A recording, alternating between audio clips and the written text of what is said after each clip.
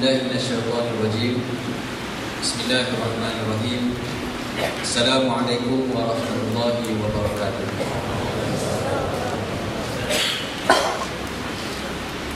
Yang dihormati Al-Fadhil Ustaz Husaini bin Yahya, Mudir Mahtafiz Imam An-Nawawi Matin, para alim ulama, tuan-tuan guru, tenaga pengajar di Mahtafiz ini sendiri, anak-anak pelajar, hadirin dan hadirat muslimin dan muslimat yang dirahmati Allah Ta'ala sekalian. Pertamanya marilah kita syukur kepada Allah Subhanahu Wa Ta'ala.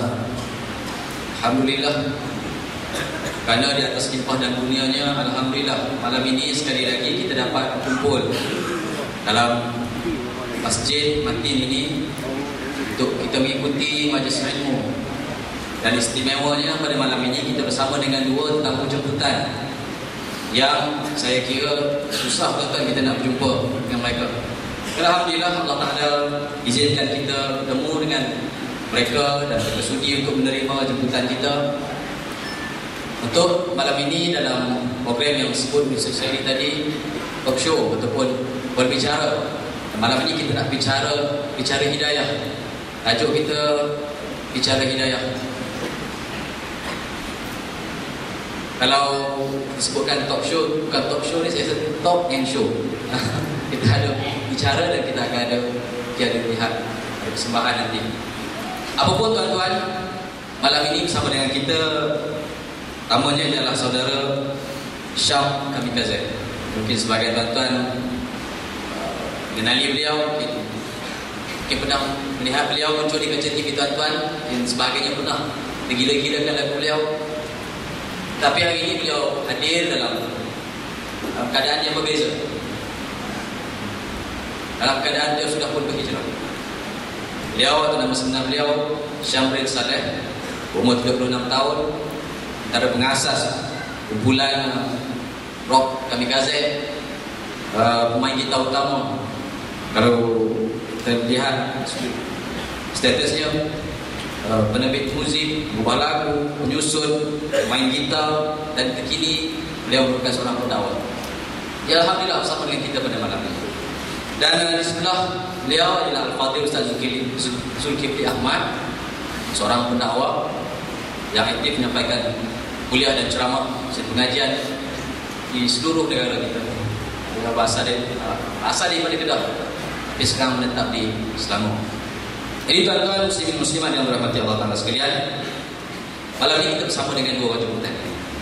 Kita nak berkongsi rasa, kita nak berkongsi pengalaman, kita nak berkongsi manisnya hidayah. Kita nak panggil, kita nak tahu Abah Syam daripada seorang artis, seorang yang maknanya dikenal dalam negara kita sebagai seorang main gitar. Okey, main gitar nombor satu negara. Tapi hari ini duduk bersama kita dalam majlis ilmu, duduk bersama dengan tuan-tuan untuk kita berbicara, untuk mengajak manusia kembali kepada Allah. Ini benda yang kita nak kongsikan pada malam ini. Jadi saya tak teruslah mungkin sebagai mukadimah ini. Mungkin kita nak tahu apa katanya perkembangan Abang Syam. Terima kasih.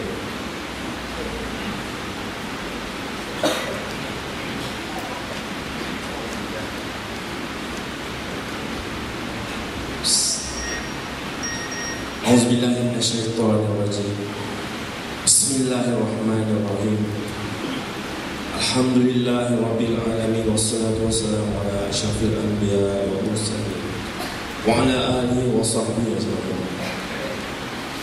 Assalamualaikum warahmatullahi taala wabarakatuh. Yang saya muliakan pada Datuk Ustaz Husaini bin Yahya, Tuan Pengerusi Majlis kita, dan juga pada Datuk Ustaz Zul, tuan-tuan, puan-puan, hadirin dan hadirat muslimin dan muslimat sekalian. Sebenarnya hadirnya saya pada hari ini dengan izin dan limpah kurnia rahmat daripada Allah SWT untuk saya dapat berjumpa dengan tuan-tuan. Sejuk mata saya tengok semua, mata-mata di sini, muka-muka di sini. Saya pun tak sangka begini hebatnya sambutan orang-orang di sini pada majlis ilmu. Saya merasa sangat terharu. Inilah yang saya dapat cakap, teruja. Sebelum ni saya banyak tengok crowd yang macam ni ramai di konsert-konsert, tuan-tuan. Kali ni di majlis ilmu macam ni, tempat yang begitu indah macam ni, dapat tengok ramai orang. Saya rasa kalau tempat ni lagi besar, mungkin lagi ramai kot orang yang datang, InsyaAllah. Jadi sedikit mengenai diri saya bagi tuan-tuan atau puan yang tak pernah mengenali saya sebelum ini. Saya dilahirkan Syamril bin Muhammad Saleh, anak kepada Haji Muhammad Saleh bin Abdul Aziz dan Hajah Mariam binti Abdul Ghani. Dilahirkan juga dalam keluarga muzik. Bapa saya adalah guru saya sendiri, pemain gitar, sekarang dah pencen lah. Jadi dialah yang mengenalkan saya pada muzik. Mak saya dulu muda-muda pun dia polis band, dia main saxophone. Sebab itulah dia berjumpa dengan ayah saya. Ayah saya main trompet. Betul ni betul, ini kan lawak ni betul. Bunyi dia macam lawak sikit. Jadi tidak heranlah bagi kebanyakan orang yang mengenali keluarga kami, dia kata ke manalah tumpahnya kuah kalau tak ada nasi, kata dia. Jadi nasi itu tak tumpah lagi, tuan-tuan, kuah dia tu. Sebab masa kecil saya tak minat. Saya macam anak-anak di sini juga, mungkin anak macam kebanyakan anak-anak lain juga, nak main kejar-kejar, main sembunyi-sembunyi dan sebagainya. Hanya pada ketika umur saya 8 tahun, ayah saya hantar belajar main piano. Tapi saya tak suka.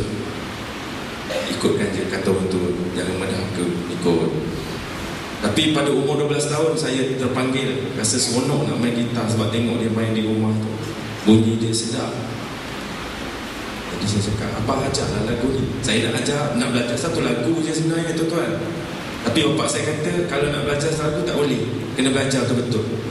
Jadi bapak saya ni dia seorang yang memberatkan ilmu.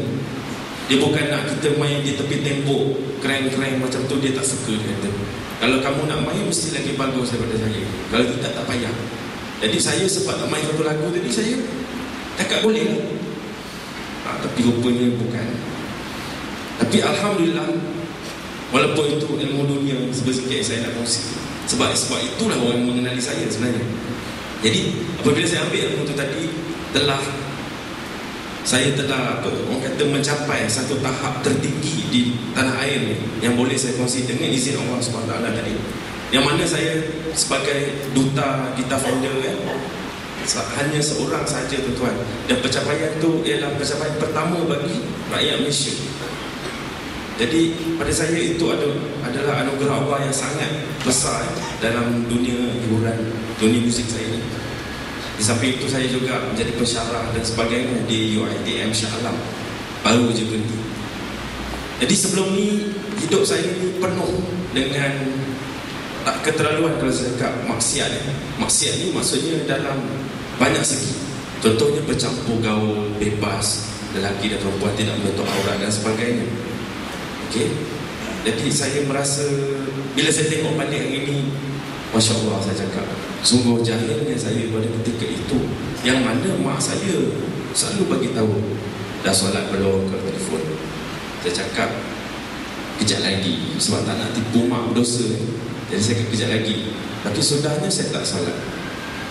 Jadi ramai yang bertanyakan saya, adakah dulu Syamril langsung tak semayang? Saya kata tidaklah pula sampai tak semayang. Semayang, tapi bila maknanya bila sempat nak semayang. Jadi saya tertarik pada ada salah seorang ustaz ni, dia buat forum begini juga, sembang santai. Dia cakap ada orang semayang seminggu sekali, semayang Jumaat. Ada orang semayang setahun sekali, semayang Hari Raya. Tapi saya tidaklah. Saya rasa taklah seteruk tu kan. Walaupun pernah juga melalui fasa tu, tapi masih ingatlah. Cuma orang kata tu banyak hanyut lah, tuan-tuan, kalau saya boleh kongsikan. Yang mana kejayaan dunia ni yang Allah Ta'ala bagi tadi membuat kita leka, buat kita lupa, buat kita tak sedar diri. Kalau saya cakap itu, maksud tak sedar diri di sini ialah kita ingat Allah Ta'ala bagi kita benda tu sebab kita punya usaha yang gigih. Itulah benda yang saya selalu kongsi dengan rakan-rakan sekarang. Tidak, tuan-tuan. Kan, rahmat yang Allah Ta'ala bagi tu, dia dah tetapkan, dia dah bagi pada kita. Bukannya sebab kita kerja kuat. Memang betul kita ada usaha, tapi tidak ada kejayaan tanpa redha dan rahmat daripada Allah SWT. Jadi pada hari ini saya merasa sungguh sangat bersyukur kerana kesedaran, taufik dan hidayah yang telah Allah berikan kepada saya. Yang dulunya tuan-tuan, saya buat kerja sampai 3-4 pagi di studio. Tadi saya faham dengan tuan pengerusi kita ni, kalau buat tu mungkin habis lebih kurang pukul 4 pagi, kadang-kadang pukul 5 tuan.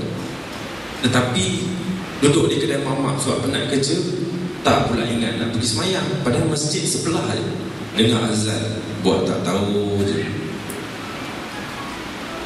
Itulah jahilnya saya dulu. Jadi hari ini bila saya terkenal, saya tengok balik, Masya Allah, saya cakap, kalaulah saya ditakdirkan Allah Ta'ala ambil nyawa saya pada masa tu, di mana tempat saya? Sebab saya duduk membaca hadis, membaca Quran, apakah azab Allah Ta'ala bagi pada si fulan-fulan yang tak buat ni, yang tak buat ni, tak buat ni. Saya cakap kalau macam tu, saya rasa tak tahulah nak cakap tuan. Jadi hari ini bila saya tengok balik, saya merasa sangat insaf, sangat kecewa, sedih, semua bercampur baur. Tetapi dalam masa yang sama sangat bersyukur sebab taufik dan hidayah ni tuan-tuan, dia telah kurniakan kepada saya, dan itu adalah anugerah yang terbesar yang pernah saya dapat dalam hidup saya, insyaAllah. So saya pas mula kepada Tuan Muhsin Najib, insyaAllah.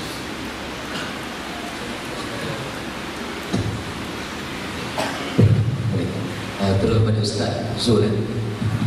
Alhamdulillah Abang Syam kata saya kata berubah. Alhamdulillah.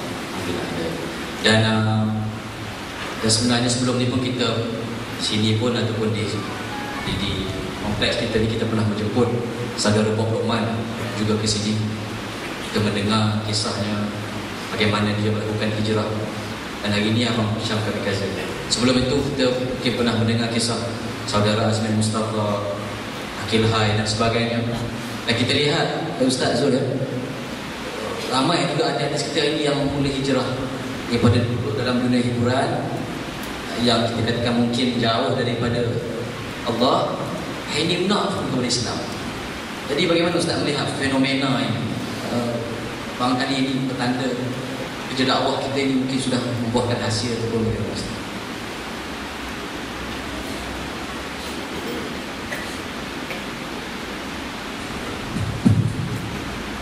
A'udzubillahi as-sami'il 'alim minasyaitonir rajim. Bismillahirrahmanirrahim. Assalamualaikum warahmatullahi wabarakatuh. Alhamdulillah wa kafa billah, salatan wa salaman ala Rasulillah wa ala alihi wa sahbihi wa man tabi'ahu wa nasarahu wa wala. Amma ba'd, fa ya ibadallah ittaqullah, usikum wa nafsi bi taqwallah, faqad faza al-muttaqun. Rabbi shrah li sadri wa yassir li amri wahlul 'uqdatam min lisani yafqahu qawli.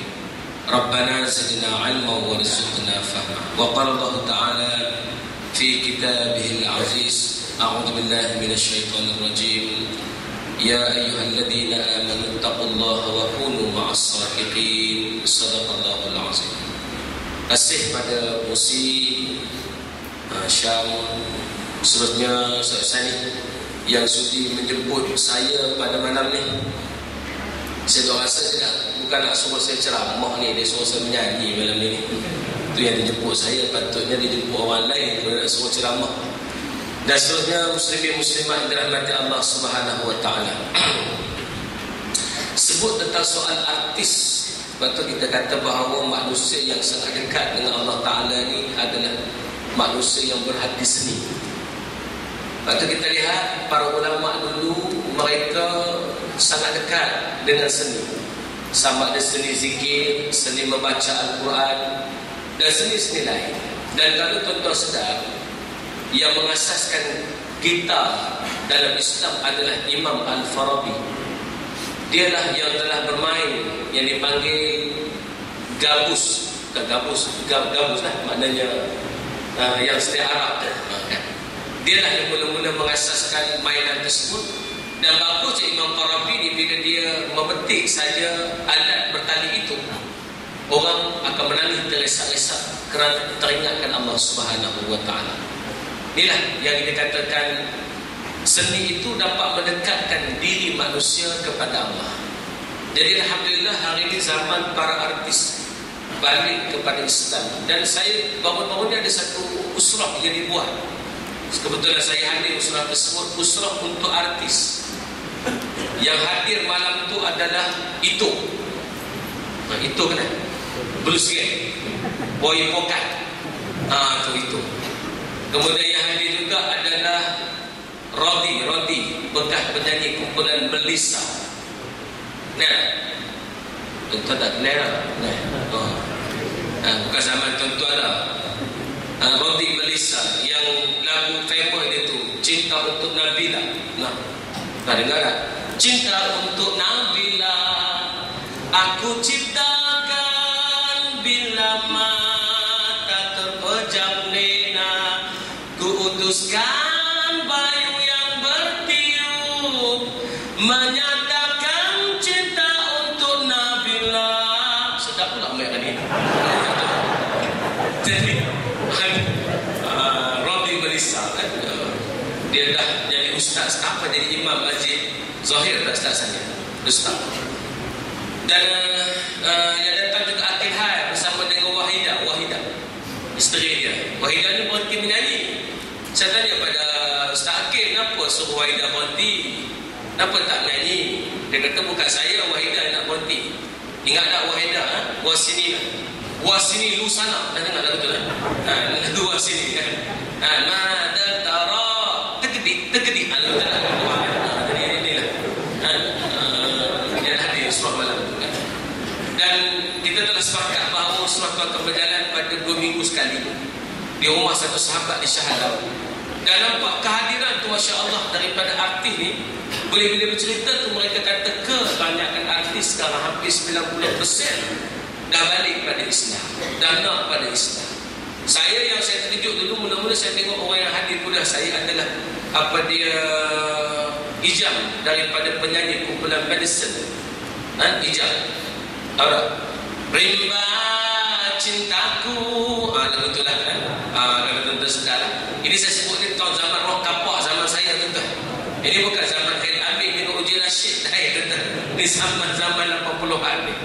Jadi bila kita tengok mereka ni semua dah balik pada agama, Masya Allah. Satu benda yang sangat hebat adalah semua orang sedang bercakap tentang soal bagaimana nak menyumbang pula kepada Islam. Sekarang bukan lagi bercakap balik dah. Bercakap macam mana nak sumbang kepada Islam. Itu bercakap macam mana dia nak menyumbang dalam konsert yang dia buat nanti boleh sumbang untuk Islam. Ialah takkan nak suruh para artis ni menjadi penceramah. Berceramah tu salah satu segilah. Tapi kerja mereka yang asal mereka tak boleh tinggal. Mereka kena terus memberikan hiburan tapi mendidik jiwa. Sebab tu bila saya cakap dengan saudara Bob Lokman, maka dia kata bahawa hari ini masalahnya bukan soal hiburan itu saja. Saya yakin hiburan itu satu keperluan. Tuan-tuan, tak ada orang tak suka hiburan. Sebab tu dalam Islam dia ada qasidah. Dia ada kita baca kitab Barzanji. Sebab semua itu sebagai suatu hiburan untuk jiwa. Dan disuruh kepada kita melakukan Quran. Laisa minna man lam yata'anna bil Quran. Tak masuk kelompok kami siapa yang baca Quran tidak melagu-lagukan. Batu imam yang baca Quran flat ini. Bismillahirrahmanirrahim. Alhamdulillah bil alamin. Tak digalakkan jadi imam. Macam Ustaz Syahid bagus jadi imam. Bacaannya sedap, tuan-tuan, suara dia lantang. Jadi orang begini boleh tarik crowd, jiwa orang untuk balik pada agama. Sebab tu kita kata semua memerlukan seni dan lagu untuk utamanya. Lepas tu bila cakap dalam bab tu, kita bincang sumbangan apa yang harus dibuat. Dan Puan pernah beritahu yang salah pada hari ini adalah sistem. Sistem yang salah menyebabkan artis-artis ini tercebur dengan perkara haram. Saya pernah berforum dengan Rainbow cerita bahawa kenapa artis dia jadi tersesat dan tersalah. Kalau satunya para penganjur membiarkan maksiat itu berlaku, campur laki-laki dan perempuan, itu punca jadi menyebabkan haram. Dan bila habis konsert, Rainbow pernah cerita dia pernah buat konsert di Singapura. Masa habis konsert tuan-tuan, turun daripada pentas anak-anak gadis Singapura yang Melayu. selak baju, tunjuk buah dada tuan-tuan. Selak baju, tunjuk buah dada. Anak gadis, bukan pondan. Anak gadis tuan-tuan. Kalau pondan tu boleh pun berajar ni. Anak gadis tuan-tuan. Yang selak dada dia tunjuk kepada rego. Masa tu pula zaman orang suka menawarkan perkara haram, minum arak dan sebagainya. Ini yang dikatakan sistem. Sebenarnya lagu tidak pernah merosakkan manusia. Sistem yang selalu merosakkan manusia. Jadi sebab itu kita tengok bila mereka berubah, tandanya apa? Tanda mereka sudah kembali kepada suatu jalan yang baik. Sebab itu buat Luqman, dia boleh insaf ni kerana apa? Sebab dia tengok rakan artis yang mati. Dia tengok Samad Left-Handed mati. Bila Samad Left-Handed mati, dia datang tu tak ada orang baca Yasin. Datang tu suruh duduk. Datang tu pula duk tanya khabar, bro, lu apa bro? Okay ke? Tu ya cara mereka cakap dan sembang. Tak duduk untuk baca Yasin. Dia tengok apa dah jadi ni. Yang paling sedih bila kawan baik dia Jalilullah mati. Yang ni kematian tu lah yang menyebabkan hari ini ramai di kalangan mereka mula berfikir pasal iman dan takwa. Saya kebetulan anggap kawan baik juga dengan Emistus. Kawan baik juga. Sebab bila apa-apa hal agama dia rujuk pada saya. Termasuklah baru ni bila dia jadi pengetua AF. Dia jadi pengetua AF, dia telefon, Ustaz dapat jadi pengetua AF. Okey, saya kata tak ada masalah, teruskan. Tapi jangan lupa, adakah satu malam agama? Dia kata, Ustaz kita janji nak buat malam kerohanian. Tapi bila apply benda tu, penganjur tak bagi. Dia kata penonton tak suka lah apalah. Bila kita tekan bahawa dia kata sebenarnya penganjur tak bagi. Sebab bila buat malam kerohanian, orang akan balik pada agama. Tapi saya kata pada Amy, teruskan. Tunjukkan contoh. Dirikan solat. Setelah habis didik anak-anak kita nak menyanyi, dirikan solat. Sekali sungguh. Ada di kalangan mereka yang masuk akademik fantasi itu yang mengekalkan solat. Cukuplah untuk peringkat awal tuan-tuan. Kalau dah boleh dirikan solat itu dah kira baik tuan-tuan. Sebab bila dirikan solat, tanda ada tiang. Bila ada tiang, ada tempat berpaut. Yang ni yang menyebabkan kita nampak. Dan kita tengok bila orang mendirikan solat, insya-Allah kok mana pun dia balik pada Islam. Macam Syam sebut tadi, walaupun solatnya ada jamak takdan dengan jamak tayyib. Tapi lama-lama dia balik juga pada agama. Balik juga bila ada ruang-ruang hidayah. Ayat ni hebat. Bila Allah bagi ruang-ruang hidayah, insya-Allah dia kembali semula kepada Islam. Sebab tu saya nak sebut, saya bercakap dengan Bob Luqman. Sebab Bob ni dia ada satu prinsip. Dia kata dia tak mau dah berlakon, dia tak mau dah terlibat dengan seni-seni ni, lagi sistem tak berubah. Kita bagi pandangan kedua. Kita kata jangan tinggal seni ni. Sebab bagus. Bob ni bukan calon-calon orang. Pencipta, penulis lagu Taman Rashidah Utama. Jangan main tuan-tuan. Zaman saya, siapa tak tahu lagu Taman Rashidah Utama tidak sah syarat menjadi roh. Tak sah. Macam tak sah semayang tuan-tuan kalau tak baca Fatihah. Lagu yang dicipta ni menyebabkan wings naik. Orang ni hebat tuan-tuan. Dia tulis lirik itu menyebabkan jadi seorang anak muda. Rashidah Utama, sebuah kubur cinta, ku berjalan di dalam hujan, mencari api yang terpadam, namun sudah sekian lama hanyalah gelap gelita. Terima kasih. Jadi nak tunjuk orang ni orang yang hebat tuan-tuan. Bila boleh balik tuan-tuan pada agama, kita rasa seni dia tak akan putus. Kita nak gunakan lagi supaya dia boleh didik jiwa pula. Sebab lagu-lagu yang cuba didik jiwa ni dah ada. Tapi sebab dalam sistem yang rosak. Sebab tu kita akan betulkan sistem. Saya selalu bagi tahu kepada Amy. Kebetulan saya baru ni pergi jumpa dengan Adri Hashim. Adri Hashim kan? Dia pencipta lirik lah. Dia tulis lagu, dia macam Syam lah. Dia tulis lagu dan sebagainya. Saya kata pada dia, Adri, teruskan.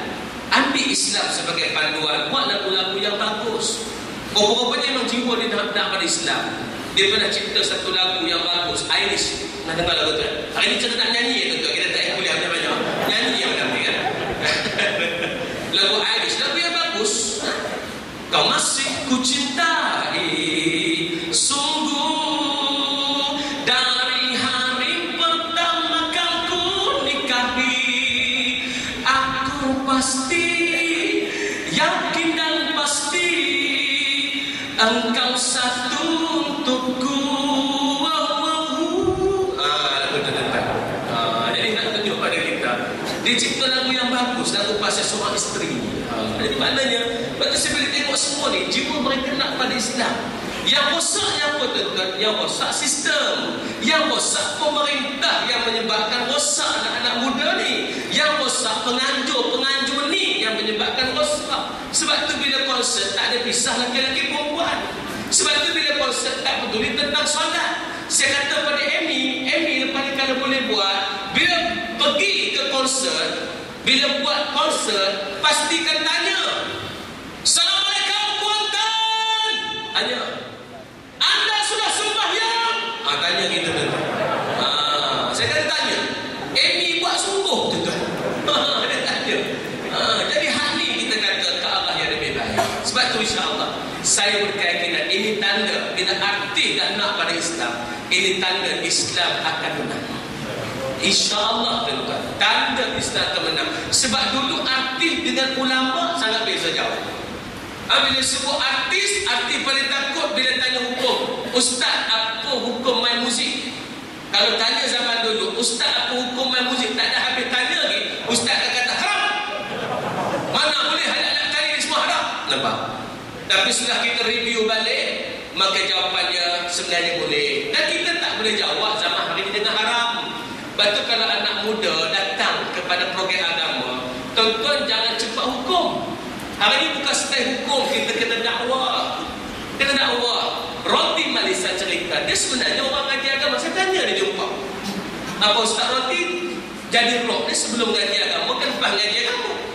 Dia kata saya jadi roh ni sebelum. Jadi siapa saya jadi roh ni? Sebelum. Jangan kata saya dah mengaji agama sebelum saya jadi roh. Ngaji kat siapa? Ngaji pada Ustaz apa dia? Allahumma salli Muhammad. Ustaz Nikmat. Mengaji pada almarhum Ustaz Nikmat. Dah boleh baca kitab pasal jadi roh. Bayang ni. Dia kata sebenarnya masa tu tengah roh pun nak balik pada agama. Masa tengah rambut panjang, baju tak terkorak, seluar koyak ni. Mari ke masjid nak sembahyang. Sampai-sampai Tok Siap halau. Apa pakai ni? Suruh tukar pakai kain. Ustaz kata dia, roh mana boleh pakai kain? Roh kena pakai seluar koyak. Sebab dah orang halau pada awal-awal. Yang tu yang menyebabkan lepas tu saya tak pergi surau dah kata Ustaz Roti. Nampak? Yang ni nak tunjukkan dakwah hari ni kena ubah sikit. Lepas tu kalau anak muda tanya pada kita soalan, orang yang tak pakai tudung tanya pada kita, saya ni suka mari kuliah ni, tapi saya tak boleh tutup aurat lagi. Macam mana? Jawab kita, marilah aurat kemudian. Ataupun dia tanya, Ustaz, saya memang suka pakai skirt. Macam mana ni? Saya suka sangat pakai skirt, tapi nak main kuliah. Kita pun jawab, tak salah pakai skirt, tak salah, tak berdosa pun. Bahkan syarat bagi dengan syarat tutup aurat. Pakailah skirt, lepas tu tutuplah aurat. Apa masalahnya? Jawapan hari ini tak boleh jawab haram dulu, kena jawab boleh dulu. Anak muda orang datang tanya, Ustaz, kami ni memang suka Islam, tapi saya tak boleh tinggal cikaru jambu saya. Tahu tak cikaru jambu ni apa? Cikaru jambu ni awet hadu belakang tu menonggek itu tu dipanggil cikaru jambu. Jadi saya tak boleh tinggal awet saya ni macam mana ni? Maka jawapannya dia boleh, tak salah awak bawa awet awak. Boleh tu Ustaz? Boleh, tak haram pun. Ya, betul lah, betul Tapi ada satu syarat. Dia tak apa, boleh dulu, syarat kemudian. Budak-budak muda ni nak dengar boleh dulu, kemudian syarat tak apa. Apa syaratnya Ustaz? Dengan syarat awak bawa awet awak tu, orang perempuan awak tu ataupun markah awak tu, awak bawa pastikan tengah-tengah dia bapak dia duduk sekali. Boleh? Tak haram. Ini persoalan hari ini tuan-tuan, kena jawab dengan lebih baik. Semoga orang tidak lari pada agama. Sebab tu kita cuba tarik ni, insya-Allah. Lepas tu saya tengok balik, banyak lagu-lagu yang baik yang dibuat oleh orang, tuan-tuan. Sebagai contoh lagu Iklim ni, lama dah saya tak nyanyi lagu ni, tuan-tuan. Lagu di Pintu Mahligai, bagus lagu ni kan. Lagu yang bagus, tapi orang tak nampak sebab dia dinyanyikan dalam sistem yang besar. Lagunya bagus. Di dalam kesunyian ku rasa gelombangnya, menyintaimu satu kewajiban, tapi tak terluah dengan perkataan. Maksud apa tuan-tuan? Kalau kita renung balik, kita sedang bermunajat pada Allah. Ini lagu munajat ni. Tika fajar menyingsing, ku semai tirai kasih. Dari matamu dekat dan terasing, aku menanti singkapan tabir cinta. Aku menanti saat menjadi nyata. Nih, apa tu disebut tentang malam? Kesunyian ini terlalu indah, walaupun pahit hendak ku telan, walaupun pedih nak ku tahan, ku relakannya. Cukup lagi banyak agama memang mampu aku lagi. Jadi maknanya tak bagi faham pada kita bahawa itulah yang diceritakan bahawa kita ada lagu-lagu yang bagus, tapi sebab duduk dalam sistem yang rosak. Hari ini tuan-tuan, hari ini bukan kata lagu yang rosak kerana sistem rosak. Musabaqah Quran pun rosak pasal sistem yang rosak. Musabaqah Quran, mari musabaqah bagus tuan-tuan, tapi masa datang tu pakai seluar pendek. Ni hak Qori ni. Saya ada pengalaman tuan-tuan. Qori, kebetulan saya pernah naik. Dulu ada satu nama Ferry Malaysia. Kebetulan masa tu ada wakil Sarawak datang untuk bertanding Quran peringkat kebangsaan. Malam-malam Qori ni, selepas dia praktik baca Quran dia nak bertanding, dia main jackpot. Jackpot juga. Tarik. Keluar ding. Tu jackpot. Kalau menang boleh duit. Entah. Tak tahulah pasal apa dia boleh main jackpot. Tak tahulah kok dia baca doa dulu ke Allahumma barik lana fima razaqtana. Kalau dia tarik tu jadi berkat, tak tahu. Tapi dalam sistem yang rosak, seorang pembaca Quran penjudi. Keluar baca Quran, sebab tu dia tak tarik perhatian orang. Sebab tu kita kata bahawa yang perlu perbaikan adalah sistem. Saya yakin juga. Lepas ni kita akan buat modul yang baik, konsep yang bagus, kaedah yang bagus. Semoga anak muda tak rasa bahawa konsep itu haram, nak rasa konsep itu juga ibadah. Yang kita nak tekankan sekarang, perkara yang paling besar, pastikan kita semua kembali kepada sistem yang Islam. Apa dia? Pastikan tuan-tuan memberikan sokongan kepada mereka nak bawa Islam dan tukar kepada sistem Islam sepenuhnya. Baru boleh berjalan semua perkara yang saya sebutkan tadi. Kalau tidak, artis itu akan kembali semula melakukan kemungkaran kerana panduan dia tidak jelas dan tidak kuat. Jadi maksudnya hari ini memang mereka semua telah kembali kepada agama Allah Subhanahu wa ta'ala. Sampai pada kursi insya-Allah. Terima kasih kepada Fadil Ustaz Zul. Awal tadi saya fikir kita jemput seorang artis, dan hari ini menjadi seorang pendakwah, dan di sebelahnya seorang pendakwah, tapi hari ini pendakwah menjadi artis. Jadi kedua-duanya mana? Pendakwah dan artis tak ada bezanya. Kedua-duanya artis dan keduanya adalah seorang pendakwah. Inilah indahnya Islam. Tuan-tuan yang dirahmati Allah sekalian, kesimpulan yang saya buat apa yang Ustaz Zul sebutkan tadi, sebenarnya Islam tidak menolak hiburan. Islam meraihkan bakat. Kalau kita lihat kalangan sahabat Nabi, sebelum mereka memulai Islam, mereka seorang penyair yang hebat. Sebelum Islam mungkin mereka membaca syair-syair yang mungkin menghina Islam, tetapi apabila mereka memeluk Islam, mereka menerima hidayah Islam, mereka menjadi orang-orang yang membaca syair-syair untuk mengajak umat ketika itu keluar berjihad, mengajak umat untuk balik kepada agama. Maknanya Rasulullah SAW sendiri tidak Tidak memikirkan bakat, memikirkan kelebihan yang dimiliki oleh seseorang. Demikian sahabat-sahabat kita di kalangan artis yang berubah. Bakat yang mereka miliki ini mesti kita manfaatkan untuk memberi manfaat kepada Islam dan juga kepada umat Islam. Baik, saya nak balik kepada Abang Syam. Terima kasih. Tadi disebutkan bagaimana kisahnya dahulu, tapi hari ini dia dah. Mungkin kerana kita pun nak tahu, saya nak tahu kenapa berubah dan bagaimana ataupun macam mana ataupun bila agaknya berubah dan kenapa berubah, apa puncanya, ataupun mungkin ada berlaku peristiwa ataupun apalah agaknya kita nak tahu. Tiba-tiba daripada seorang yang dahulunya berbeza hari ini menjadi orang yang alhamdulillah kembali kepada Islam.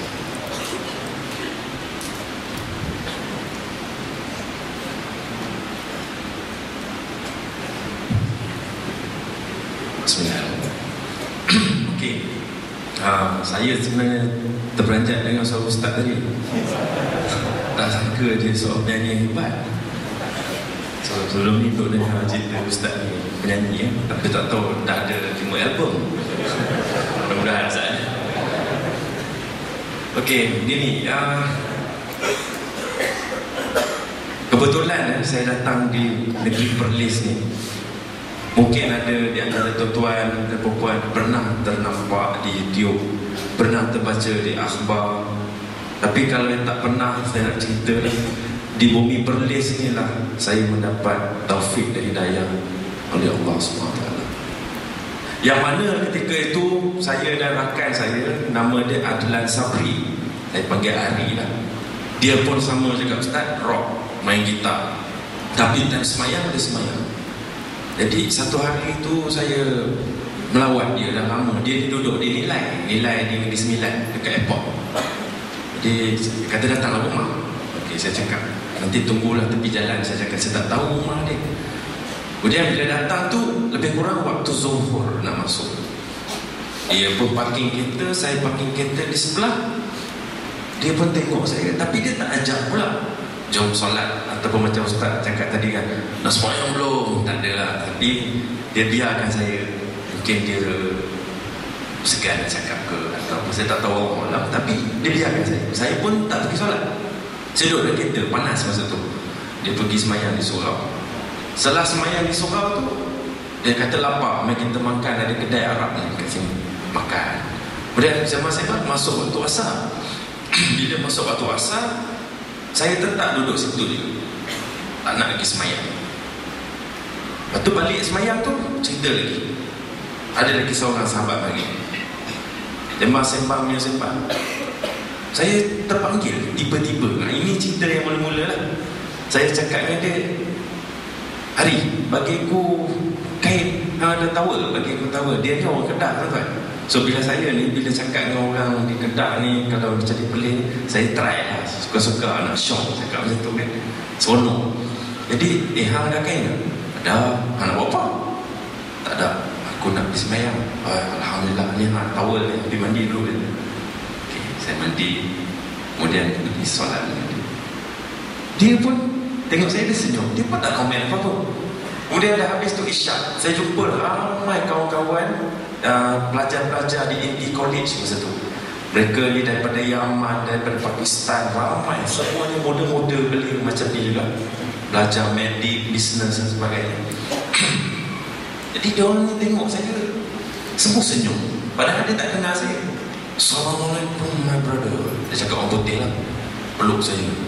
Saya cakap ni, Allah ni bila pula dia kenal saya ni kan? Sebab selalu kita buat macam tu bila dah kenal. Lepas tu saya duduk sembang dengan dia, kata, inilah ajaran Rasulullah, dia kata. Kita saudara semua, we are all brothers. Oh macam ni Wah, saya dah jadi syok. Sembahyang isyak, habis sembahyang isyak, makan Arab lagi, duduk lagi dengan geng-geng tadi ni, Yaman, Pakistan apa, lagi banyak. Dia cerita lagi syok. Oh saya cakap tak boleh jadi. Saya cakap, Ali, besok apa kata kita pergi masjid-masjid. Saya cakap, masjid-masjid macam mana? Kita bawa kereta saja-saja jalan. Sebelum ni kita tak bawa kereta ke, bawa kereta pun kita buat benda yang tak tuara agak, maknanya tak ada makna apa-apa. Saya kata baik kita jalan-jalan, sambil tu bersembang. environment yang lebih baik lah. Maksudnya kalau duduk di KL tu kan ialah kerja dan sebagainya, telefon bunyi kan, jadi bising. Jadi kata kita tutup telefon, kita jalan. Okey, dengan izin Allah Ta'ala, besok tu kita orang pergi dan tidak ada arah tujuan tuan-tuan. Maknanya start kereta tuan minyak jalan. Alhamdulillah saya telah pilih destinasi pertama utara. So semayang subuh di Ipoh, kemudian semayang zuhur di Masjid Ubudiyah Kuala Lumpur. Jalan-jalan lagi sampai Sungai Petani semayang asar. Kemudian sampai Tanjung Dawai semayang maghrib, Masjid Terapung, Masjid di laut tu. Kemudian jalan-jalan sampai ada satu di Kedah, di Sik tak silap saya, sebelum sampai Kota Sama Semut tu. Ada satu masjid di situ. Sedih tuan-tuan saya tengok. Tak ramai orang, tak satu saf tu pun tak habis. Dan yang datang utama cakap semua golongan veteran. Orang muda langsung tak ada. Jadi saya ni baru-baru nak start, saya tengok tu, saya cakap Masya Allah.